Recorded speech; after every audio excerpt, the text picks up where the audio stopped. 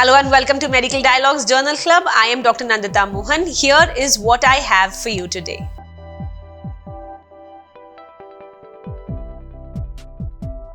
Silicosis is one among the oldest occupational lung diseases known that is actually caused by inhalation, retention, and pulmonary reaction to the crystalline form of silica.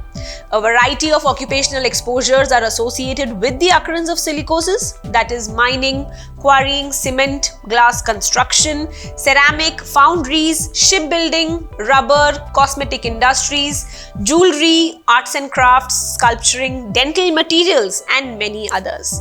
Several studies for many years have drawn attention to all this causing renal dysfunction and nephrotoxicity among the workers who are specifically exposed to silica.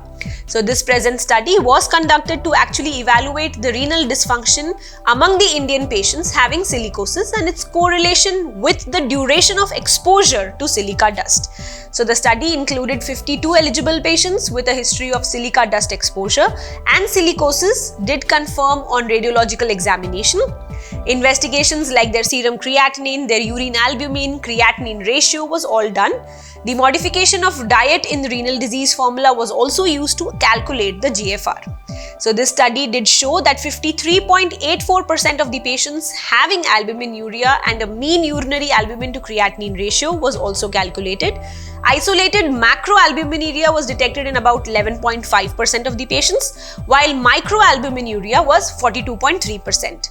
They also identified a significant association between the duration of exposure to silica dust and urinary albumin to creatinine ratio as well as the GFR. Hence, the researchers concluded that albuminuria as well as reduced estimated GFR in patients with silica dust exposure is not uncommon, and it reflects the early underlying renal dysfunctions.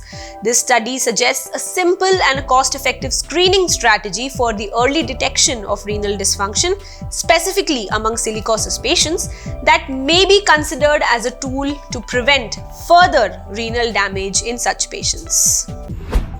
That's all for today. Stay tuned to Medical Dialogues for latest updates. Never miss a medical update from Medical Dialogues. Like, subscribe, and press the bell icon.